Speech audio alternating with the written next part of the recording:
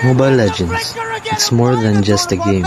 It's a world of heroes, battles, and friendship. Sanford jumping in with Bravest Fighter. Oh my god! Sanford! Bendy!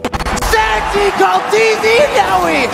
They keep styling on Blacklist! Long ago, gaming was simple, but with the rise of smartphones, a new era began. A world where anyone, anywhere could become a hero.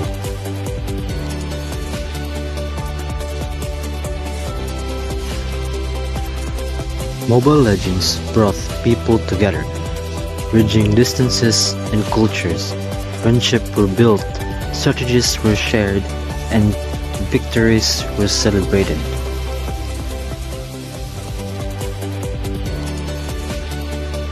The impact of Mobile Legends extends far beyond the screen.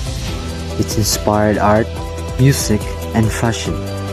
People dress up like characters, draw pictures, and even make songs.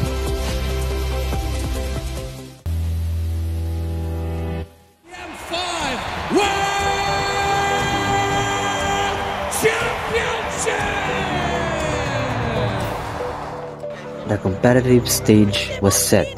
The best players compete in big tournaments. They fight for glory and big prizes. The thrill of victory, the agony of defeat, it was a roller coaster of emotions.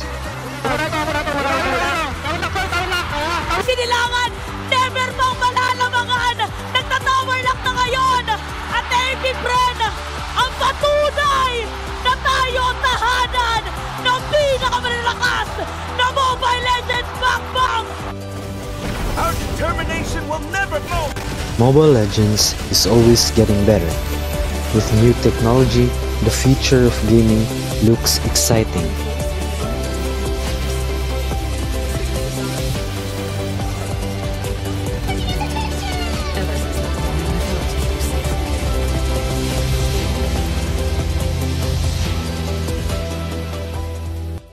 Zuzimo Pada shares their journey from casual gaming to competitive esport.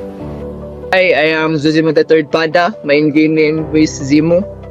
I am a former captain of Team CMU last Virtual Mass 2021 nga where nakadaog may gold medal. Ang rason nga nagdula ko Mobile Legends kay kuan yun kaning shifty magud sa una, accountancy akong course and kabalo man ta nga ang accountancy diri sa CMU kay lisod yun siya so nag-shift ko tapos na irregular student ko so before nagdula og Dota pero urag kalasan ko og oras sa Dota kay syempre dugay kay mao man kailangan pa ko matog internetan para modula compare nimo sa ML nga nara sa cellphone tapos dali ra mahuman so daghan gyud kog free time ato nga time so mo to siya nag-start kog dula and naka-decide ko nga mag-compete sa ML kay competitive gyud ko nga tao nya ga-compete pag ko before nagdulag ML gadula kog Dota which is gapil yapon ko mga tournament diri sa Maramag and mo to nakamit ko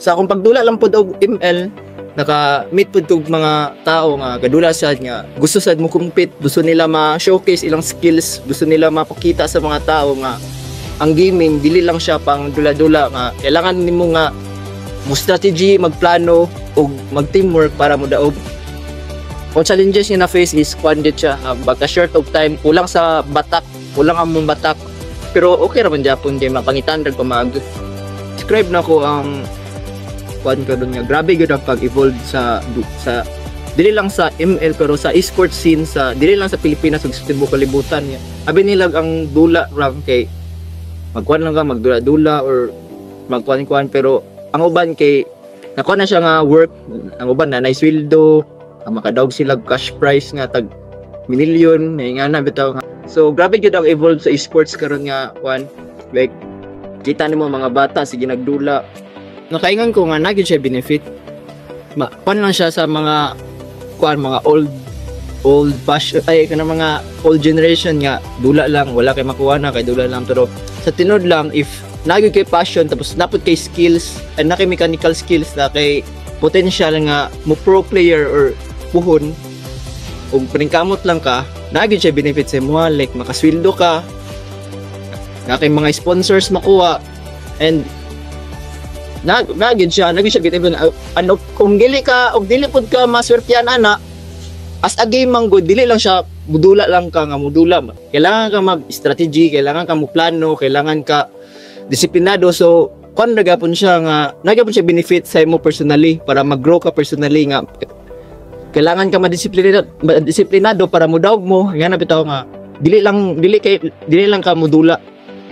Ako lang message sa mga kadulag ML or dili lang sa ML, kung dili sa tanan tao nga ga-participate sa esports scene is ayaw gid niyo pasagdayon yung pag-skilla, like mudula mo i-balance namin niyo ba nga dili man gud tanan makaatsulod sa pro scene unless kung master gid kay ka, like nagid kay skills, tapos disiplinado ka, tapos dugangan pa og pagpaningkamot, nakasulod gid ka sa pro scene. Pero unfortunately dili tanan tao makasulod ana nga kwan. So dili lang gyapon mo pasagdan nimong pag-eskwela, kaya ron dili nimo na siya ma-achieve, at least nakahuman ka pag-eskwela nga na bitaw. So Mobile Legends has helped Michael John meet new friends and learn new skills. It also helped their community grow. So hi everyone, I am Michael John J. Cabilia. Isa ko MLBB player sa team nga Cosa Nostra, Expostra, o sa last year nga palaro sa Muswan sa Striking Sphinx. Ang impact sa MLBB sa akong life is ako siya katabang sa kuha samot na para ma-cope up ang loneliness bitaw. Since nag-start ko dula tong pandemic era, like isa siya sa like source sa happiness bitaw, like anong palipas oras, tapos tungod sa ML kay nako yung mga nailang new friends o mga nakalubilo nga other players diri sa Bukidnon. Isa sa akong na-observe sa impact sa MLBB or esports diri sa tuwang communities kanang tungod ani kay naka-learn ta og adapt sa bago nga pamaagi bitaw nga sport.